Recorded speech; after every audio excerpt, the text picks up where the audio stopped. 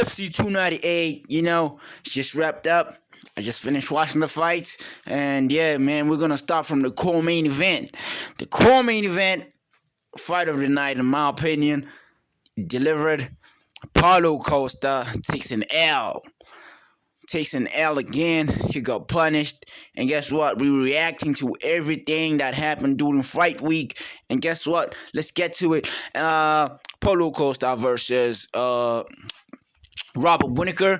And Robert Whittaker was not going to be an easy fight for Paulo Costa. Because Paulo Costa fights like a maniac, right?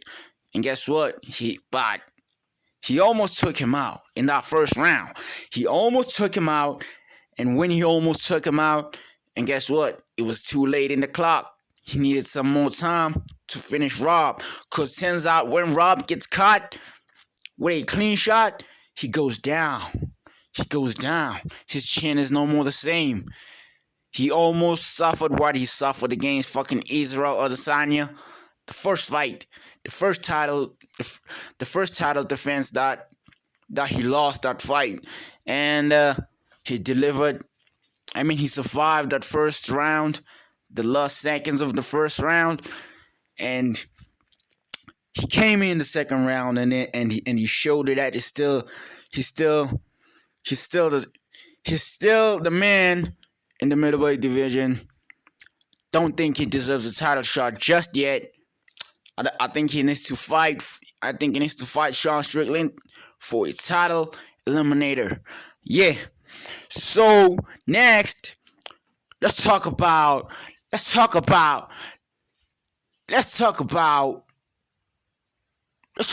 new featherweight. Let's talk about the new featherweight fucking champion. Elliot Topuria pulls one of the biggest upset in featherweight, and guess what? He was young. For those who didn't expect that, y'all are stupid as I thought. Cause Elliot Topuria, first of all, he was young. His chin is still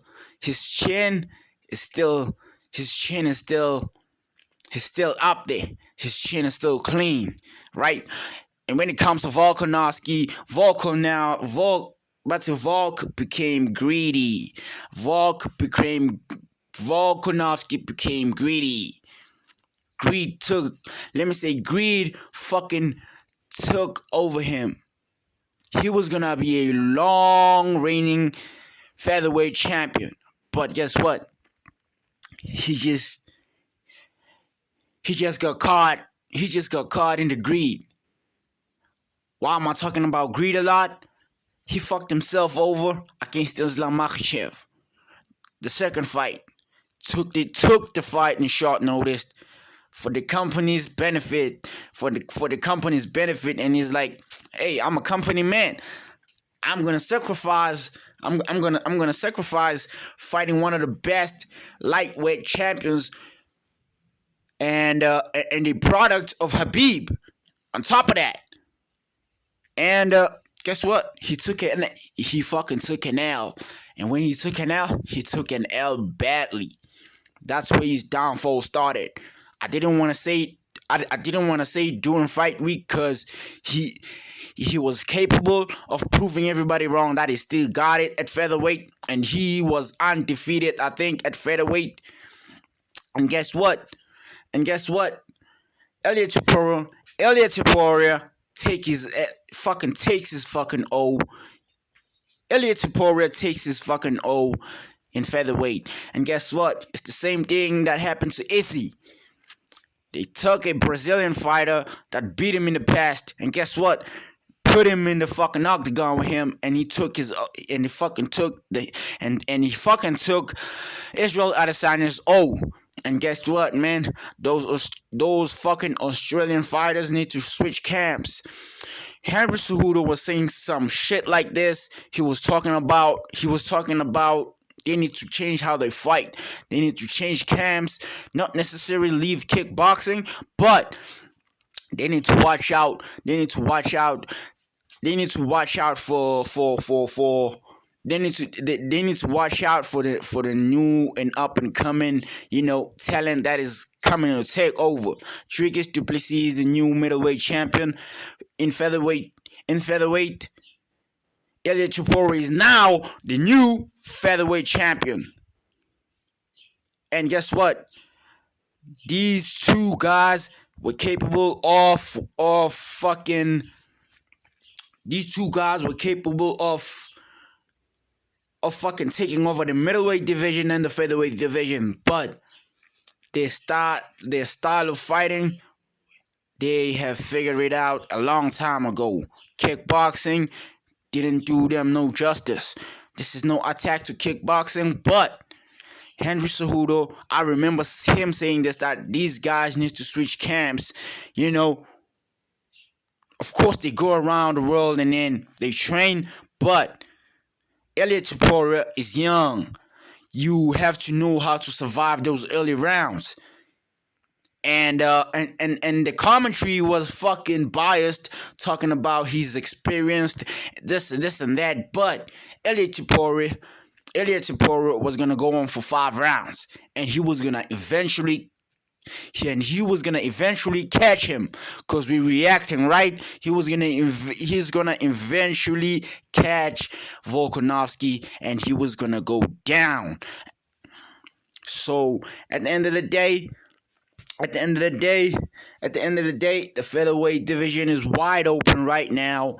And when this featherweight division is wide open, Max Holloway has a chance to become champ again, to become a 2-time featherweight champion. And Max Holloway, I don't think he's gonna be capable to beat Ilia Topuria, because Ilia is just too young. Ilia Topuria is just, turns out he's got power in those fucking hands. He's got power in those fucking hands, and those fucking hands, when they touch you, turns out, look what happened to Volk. You fucking go down. And he has great movement, but he was getting jabbed pretty bad. He doesn't know how to deal with the jab. Alexander Volkanovski was catching him with that fucking jab. So back to the main event. What have we forgot to touch on? Obviously, we've touched on the first round. That first round is bizarre for me, thinking that Alexander Volkanovski won that first round. Y'all are crazy. This sport of MMA and the UFC is turning into fucking boxing. We saw what happened to Francis in an exhibition match against fucking Tyson Fury. And guess what? We saw against fucking Alexander Usyk what happened. And now MMA is going to turn into that. But at the end of the day, they want to grow the sport. And when these judges are doing no justice in fucking judging fights fairly, and when they're watching fights not fucking like watching the proper details of the fight, and them not knowing how to watch the fight in order to judge the fight correctly, it's fucking bizarre to me. But at the end of the day, Ilia Topuria took them out of the fucking picture, and guess what? He got a second round knockout. Now, we talked about Volk not being ready, and how I put it, he was greedy. Greed took over him, and when greed takes over you, that could be the downfall of your career. And he's mentioning a rematch. Why do you want a rematch when you got knocked the fuck out like two fights in a row? And those fights didn't last. Islam Makhachev took you out of there first round. Ilia Topuria fucking takes you out of there second round. How the fuck does that make sense for you to get a rematch? Ilia Topuria needs to fight someone new. The commentary was biased again, saying he deserves a rematch. Why didn't Aljamain Sterling get that rematch? He fucking beat Henry Cejudo, one of the greatest combat sports athlete of all time. And guess what? He didn't get his rematch after losing to Sean O'Malley. You know, this is one thing I fucking hate about the UFC, man. At the end of the day, they don't give fucking like fights people that they want to see. They give fights that they know they're gonna fucking potentially. They know that they're gonna fucking potentially sell the fight great. You know, cause they're a machine, right? And guess what? Elliot Tuporo sold this one, and he sold the color. He fucking sold. Let me say, he never sold it to nobody. He believed in himself. He knew he was gonna do it, and guess what? He did what he said he was gonna do. Guess what? This is the whole episode, and we back, baby.